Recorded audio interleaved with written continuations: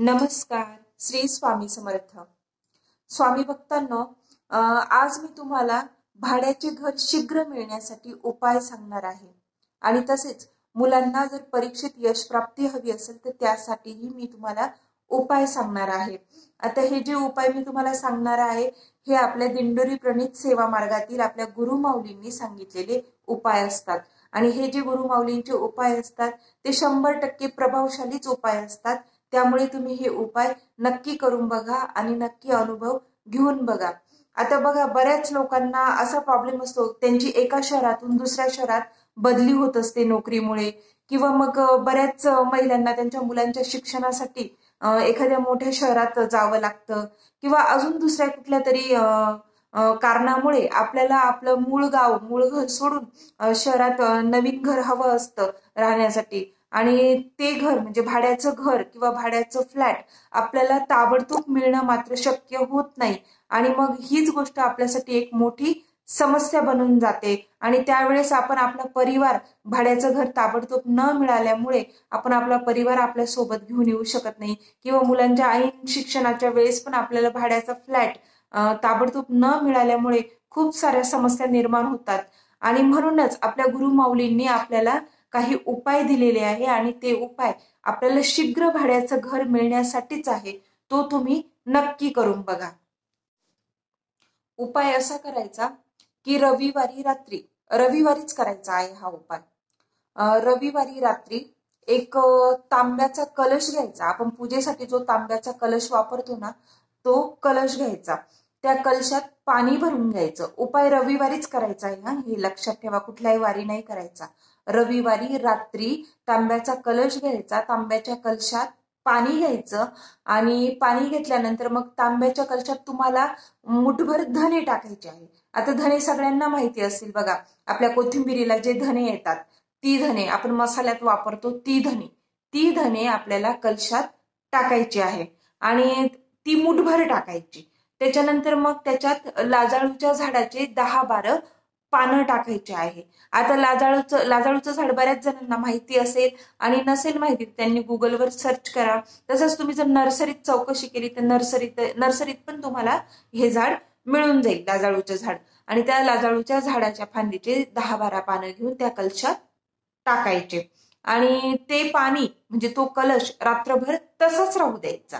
त्यानंतर सकाळी उठल्यानंतर छानपैकी स्नान वगैरे करून असं उत्तराभिमुख तोंड करून बसायचं उत्तरेकडे आणि समोर एक पाट ठेवायचा.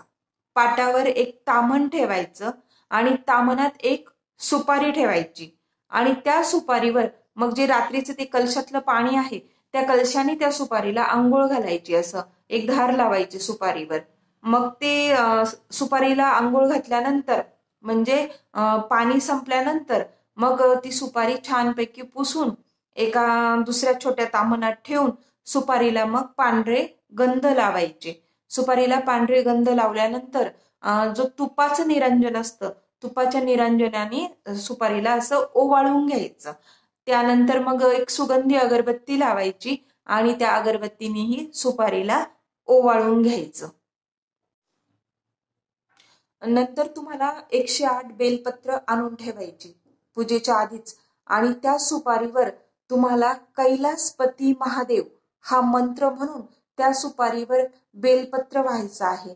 आता ही बेलपत्र तुम्हाला 108 आणून ठेवायची आहे आणि प्रत्येक बेलपत्र तुम्हाला सुपारीवर वाहताना कैलासपती महादेव अशा या मंत्राचा उच्चार करायचा आहे. म्हणजे एक बेलपत्र घ्यायचं, कैलासपती महादेव असं म्हणून सुपारीवर ठेवायचं. परत दुसरं बेलपत्र घ्यायचं, कैलासपती महादेव असं म्हणून सुपारीवर ठेवायचं. असं तुम्हाला 108 वेळा करायचं आहे. त्यानंतर मग तुम्हाला जी काही सुपारी आहे ती सुपारी तुम्हाला देवघरात ठेवून त्यानंतर तुम्हाला सुपारीला दूध साखरेचा नैवेद्य दाखवायचा आहे आणि दूध साखरेचा नैवेद्य दाखवल्यानंतर तुमची ही जी काही पूजा म्हणजे हा पूर्ण 108 वेळा मंत्र होईपर्यंत तुम्ही जी काही अगरबत्ती लावलेली होती त्या अगरबत्तीची रक्षा जी तुम्हाला पडलेली असेल तुमच्या डिशमध्ये, तर ती रक्षा तुम्हाला एका कागदात घेऊन तिची पुडी बांधायची आहे आणि ती पुडी तुम्हाला, त्या रक्षेची पुडी तुम्हाला तुमच्या खिशात ठेवायची आहे. असं सतत ती रक्षा तुमच्या खिशातच राहू द्या. असं तुम्ही काही दिवस करून बघा. तुम्ही जी काही सायंकाळी जी काही पूजा केलेली असेल ना, ती सायंकाळी तुम्ही विसर्जित करून द्या आणि जी सुपारी असेल ती मात्र मग तुम्हाला नंतर देवघरात ठेवून द्यायची आहे. आता स्क्रीनवर हे जे काही तुम्हाला यंत्र दिसतंय, हे यंत्र तुम्हाला एखाद्या तांब्याच्या पत्र्यावर किंवा मग भोजपत्रावर काढायचं आहे. आता तांब्याच्या पत्र्यावर नसेल शक्य होत तर तुम्ही भोजपत्रावर पण काढू शकता. भोजपत्र म्हणजे काय, तर आपण लग्नात पत्रवाळीवर जेवण करतो बघा, त्या ज्या काही पत्रवाळा पानांच्या बनवलेल्या असतात, ते जे पानं असतात त्याला भोजपत्र म्हणतात. तर त्या भोजपत्रावर तुम्हाला हे यंत्र काढायचं आहे. ते कशाने काढायचं, तर अष्टगंधाच्या शाईने. आपण श्री स्वामी समर्थ महाराजांना अष्टगंध लावतो, तर त्या अष्टगंधात थोडंसं पाणी मिक्स करून ते त्याची शाई बनवायची आणि ती कशाने काढायचं, तर डाळिंबाच्या लेखणीने. म्हणजे डाळिंबाच्या झाडाची जी काही काडकी असते, एखादी काडकी घ्यायची डाळिंबाच्या झाडाची, एक छोटीशी बारीकशी काडकी घ्यायची आणि त्या काडकीने तुम्हाला हे यंत्र त्या भोजपत्रावर ड्रॉ करायचं आहे. आणि ते काढून झाल्यानंतर तुम्हाला त्या यंत्राची धूप दीप लावून पूजा करायची आहे.